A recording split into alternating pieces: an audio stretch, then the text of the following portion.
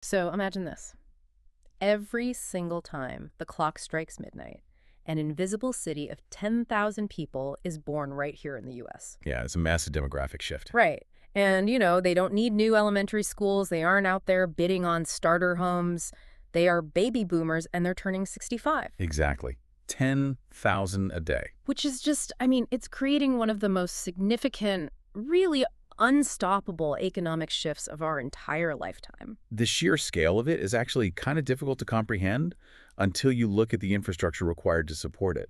Because we're looking at a demographic that is going to fundamentally redefine how healthcare, housing, and just local services operate over the next couple of decades. Yeah, and that is exactly our mission for today's deep dive. We've got a really fascinating stack of materials in front of us today, looking at the actual franchise disclosure documents and operational blueprints for options for senior America. And we are analyzing this specifically for you, the prospective franchise owner. Because if you are, say, a corporate professional evaluating your next wealth building move, or maybe an investor looking for multi-unit expansion, we really want to look at how this specific model attempts to capture that invisible city of 10,000 people. Right, because to evaluate a franchise opportunity properly, you always have to look for the intersection of two things. You need a massive, structurally sound demographic trend, and then you need a highly refined operational blueprint. Because an expanding market is kind of useless if you don't have the mechanics to actually capture the demand, right? Exactly. And the documentation we're reviewing today details exactly how this brand connects that demographic reality with the actual, daily logistics of running a business. Well, let's start with that demographic reality because the numbers in these census projections look less like a temporary business trend and more like a permanent restructuring of the population. Yeah, permanent's the right word. Back in 2010, the senior population in the US sat at roughly 41 million. By 2030, so just around the corner, that number is projected to surpass 70 million. And the time frame there is really what investors need to pay attention to. I mean, adding nearly 30 million people to a single demographic cohort in just 20 years, it creates an unprecedented strain on existing care facilities. Oh, I bet. Yeah, nursing homes and assisted living facilities, they simply cannot build real estate fast enough to house that influx. So as a result, the default solution, both by economic necessity and honestly by personal preference, has become aging in place, remaining at home. Which totally changes the entire nature of the investment. We often compare business opportunities to like a rising tide, but this is a fundamentally different type of water. How do you mean? Well, if you look at, say, trendy consumer brands, they can be highly lucrative, but their customer base is fickle, right? A new fad emerges, or maybe the economy tightens and the revenue dries up. But aging isn't a consumer preference, it is a biological certainty. That's a great point. And that biological certainty acts as an economic shield. Right. When we analyze the resilience of the home care sector during economic downturns, the data tells a very clear story. When inflation spikes or a recession hits, consumer behavior obviously shifts. People delay buying luxury items. They cancel the big family vacation. Sure, they cut back on discretionary spending. Exactly. But families do not look at their aging mother, who is, struggling to navigate her staircase and decide to cut her care budget to save a few bucks. Yeah. The essential nature of the service creates a fundamentally recession-resistant asset for the business owner. Which is huge for peace of mind as an investor. So if the market expansion is a statistical certainty and the economic resilience is sort of built into the product itself, the real risk to the franchisee isn't a lack of demand. The primary risk is operational failure. Yes, drowning in the demand. Right, because it is entirely possible to drown in a growing market if you don't know how to swim. Yep. So how does a franchisee actually build a system to capture that demand without just collapsing under the logistical weight of it? This is where we need to examine their specific service model. The documentation shows a very deliberate focus on non-medical, patient-centered care. Non-medical. Okay, that's a key distinction. Huge distinction. They are not trying to be a specialized medical facility. They avoid the immense liability and the heavy regulatory burden of skilled nursing. So no administering 5Es, no complex wound care, things like that. Gotcha. Instead, they focus entirely on the essential activities of daily living that allow a senior to remain safely in their own environment. I want to break down those services, actually, because reading through their pillars, it's easy to just see a list of chores. Like, they outline health assistance, home management, personal hygiene, companionship, and transition care. And on the surface, things like home management sound like, well, basic housekeeping. Yeah, but framing it as housekeeping misses the entire business strategy behind the service. Okay, unpack that for me. Home management, so meal preparation, light cleaning, organizing the living space, is actually a preventative medical mechanism. Oh, interesting. Think about it. When a caregiver removes clutter from a hallway or ensures a client is eating nutrient-dense meals rather than just, expired canned soup from the back of the pantry, they are actively mitigating the primary triggers for hospital readmissions. Which are what? Falls and malnutrition. Exactly. Falls and malnutrition. Wow, okay. That reframes it completely. So it's less about having a tidy house and more about risk management for the family. Precisely. And that extends to the health assistance and personal hygiene pillars as well. Safely transferring a client from a bed to a chair or assisting with bathing, that directly addresses the most dangerous moments of a senior's day. Right, the moments where they're most vulnerable. Yeah. But while physical safety is the baseline, the hidden driver of this business model is actually the psychological relief it provides to the adult children. The family members. Yeah, the franchisee is ultimately selling peace of mind to a stressed, overworked son or daughter who simply cannot be there 24 hours a day. And that psychological component is really most evident in their transition care service. Let's talk about transition care, because looking at the hospital data, that gap between a hospital discharge and actually settling back at home, it seems incredibly vulnerable. It is the highest risk period for any senior. Transition care involves a caregiver managing that exact gap. So what does that look like practically? They provide really intensive support for the first few days home from a hospital or rehab center. They're ensuring medications are picked up, discharge instructions are followed to the letter, and follow-up appointments are kept. Okay. And from a business perspective, this is vital. Hospitals are heavily penalized financially by Medicare if patients bounce back within 30 days. Ah, I didn't realize that. Yeah, it's a huge issue for them. Mm-hmm. So by providing reliable transition care, a franchisee can build incredibly lucrative referral pipelines directly with local hospital discharge planners. Because you're solving a massive financial problem for the hospital while helping the patient. That's brilliant. So how are these services packaged for the consumer? Because navigating hourly billing for different types of care, that sounds like an administrative headache for both the family and the franchise owner. They keep it very streamlined. The brand simplifies the menu into 3 core tiers to just make the sales process easy. Okay, what are they? First, there's the Live Out program, which is flexible hourly care ranging from 4 to 24 hours a day. Makes sense. Then there is the Live In program, which places a caregiver in the home on a long-term basis. Yeah. And finally, the Live In Plus tier adds an awake overnight aid for clients who require continuous 24-hour monitoring. Okay, I need to push back here for a second because the service menu sounds great on paper, but let's look at the reality of the market. You've got 10,000 people turning 65 every day.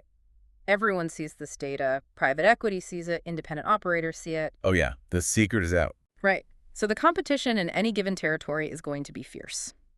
If I am the franchisee and I'm sitting at a kitchen table with a highly stressed family trying to win their business, how do I actually stand out from the 4 other agencies they probably called that morning? You win by neutralizing their anxiety faster than the competition. Okay. That's exactly. Now, when a family is in a care crisis, let's say an elderly parent has just suffered a stroke and is being discharged from rehab tomorrow, they do not have the emotional bandwidth to gamble on a new, unproven startup. They need immediate reliability and institutional proof. Right, they want a sure thing. Exactly. And this is where the franchise leverages the brand's 33-year operational history. Yeah, you really cannot fake 3 decades of operating history. But history alone doesn't solve an immediate crisis. If mom is coming home tomorrow, the family needs someone at the house tomorrow. And that is the secret weapon. Speed to service is the ultimate competitive differentiator in this industry. Options for Senior America has built its reputation as a leading provider in rapid response services. They mandate a 24/7 emergency line, and it's answered by actual personnel, not an answering service. Oh, wow. A real person. A real person. Because of their established recruiting and matching protocols, A franchisee can frequently deploy a customized care plan and begin services within 24 to 48 hours of that initial call. That mechanism right there, that is how you capture market share. Because care crises don't happen neatly on a Tuesday at noon. Never. They happen at 2 a.m. on a Sunday morning when a parent tries to walk to the bathroom and falls. Mm-hmm. And if you are the local agency that actually picks up the phone at 2 a.m. and your care coordinator can guarantee a trained professional will be at the house by Monday morning, you win the client for life. Yep. Because the agency that asks them to leave a voicemail and wait until Monday at 9 a.m., they've already lost the contract before they even check their messages. Exactly. Furthermore, the brand actively removes the administrative friction that usually slows down these decisions. Like what? For instance, they maintain a direct partnership with Veterans Care Coordination. Oh, that's huge. Navigating VA benefits is notoriously complex. It's incredibly time-consuming. But by utilizing this partnership, the franchisee can quickly unlock funding for veteran clients without getting bogged down in red tape. They are also a preferred provider for major long-term care insurance networks, which immediately signals credibility and just simplifies the billing. Okay, wait, hold on. Looking at their policies here, I am seeing something that genuinely concerns me from an ownership standpoint. What's that? They advertise a strict no notice required to terminate policy. From a business owner's perspective, I mean, that sounds like a revenue forecasting nightmare. If my clients can cancel their care with 0 days notice, how on earth do I project my monthly income or, guarantee my caregivers their weekly hours? Yeah, on the surface, it seems counterintuitive to revenue stability. I mean, in almost any other service industry, you lock the client into a 30-day cancellation window to protect your cash flow. Right. So why wouldn't they do that here? Because if we analyze the psychology of the buyer in this specific market, the no-notice policy is actually a masterclass in conversion strategy. I am listening. How does making it easy to leave actually help the business? It acts as a pressure release valve. The adult child making this purchasing decision is already terrified. They don't know if their parent is going to accept a stranger in the house. They don't know if the caregiver will be a good personality fit. It's a very intimate service. Highly intimate. So if you force that family to sign a binding 30-day contract, you are adding immense financial risk to an already volatile emotional situation. The friction of that commitment will cause them to hesitate or maybe delay care entirely. Ah, okay, I see the mechanism now. By removing the trapped pressure of that long-term contract, you eliminate the family's anxiety. Exactly. You're essentially telling them, we are so confident in our caregivers that you can fire us tomorrow without a penalty. And that makes saying yes to the initial consultation a completely risk-free decision. You nailed it. The slight increase in short-term churn risk is massively outweighed by the dramatic increase in your initial sales conversion rate. Wow. Paradoxically, by making it incredibly easy for clients to leave, you build such deep trust that they end up staying significantly longer.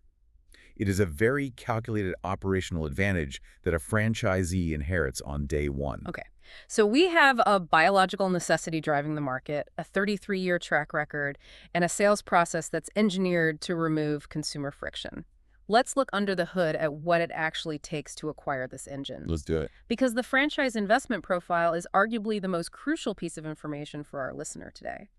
Having a great product means nothing if the unit economics don't allow for scalable wealth creation. Right, and the initial capital requirements here really reflect the lean nature of this service business. So what are the numbers? The total initial investment range to launch a territory sits between roughly $85,800 and $110,400. Okay. And the requirements to qualify? To qualify, the franchisor requires a prospective owner to have a net worth of $300,000 and liquid cash of $100,000. Let's just put that initial capital requirement into context for anyone currently exploring the broader franchise market.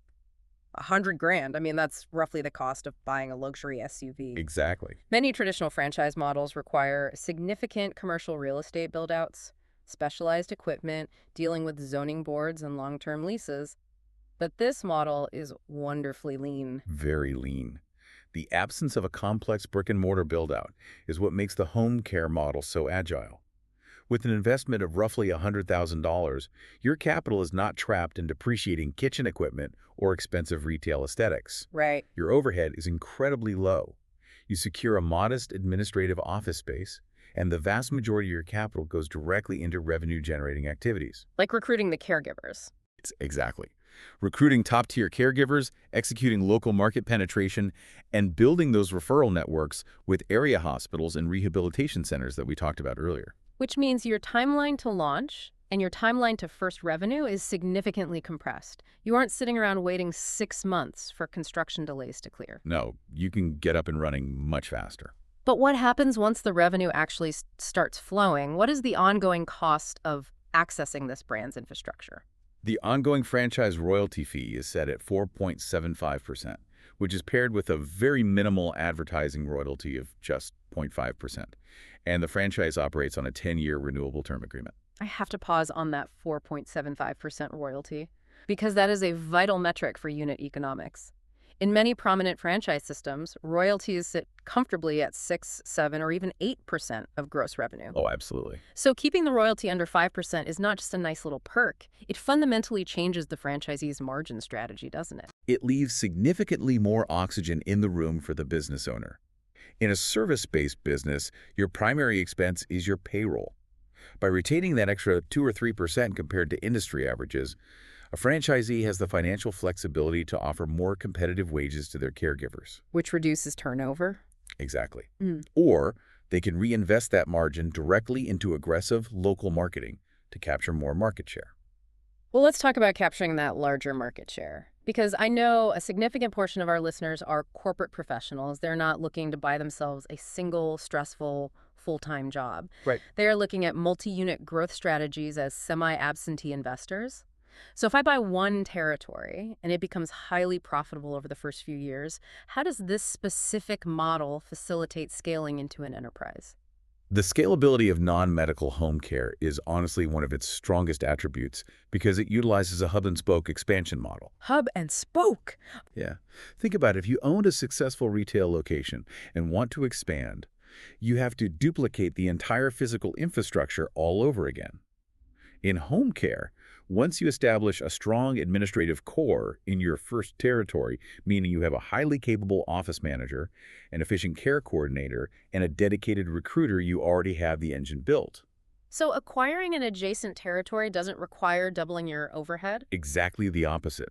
You can often expand your operational footprint into a second or third territory with only marginal increases in your fixed costs. Wow. You are simply expanding your geographic marketing reach and your caregiver roster, utilizing that exact same central management team to handle the logistics. Which is exactly what an enterprise builder wants to hear. Yeah, this structure appeals heavily to professionals who want to work on a high-level strategy of the business, analyzing referral data and managing expansion, rather than working in the business managing daily shift schedules. Right. It is the defining difference between being an operator and being an enterprise owner. So let's synthesize everything we've pulled from these materials today. We are looking at a demographic wave that is adding 10,000 potential clients to the market daily.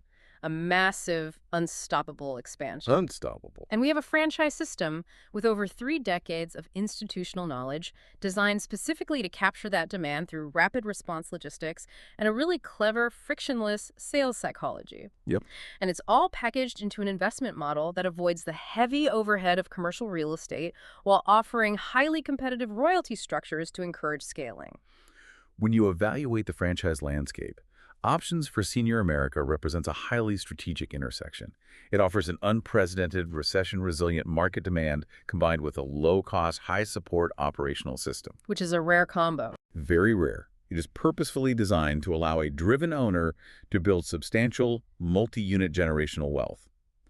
But, and I think this is equally important for many transitioning professionals, it allows that owner to build wealth by providing a deeply meaningful, dignity-preserving service to the most vulnerable members of the local community. Yeah, the financial bottom line aligns perfectly with the human impact. You are solving critical, highly emotional crises for families right in your neighborhood, allowing seniors to age with grace and dignity.